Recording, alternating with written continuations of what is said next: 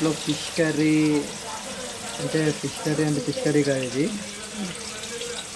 Fish curry ఉంది బెండకాయ తోటి. ఇది ఫిష్ ఫ్రై చేస్తున్నాం.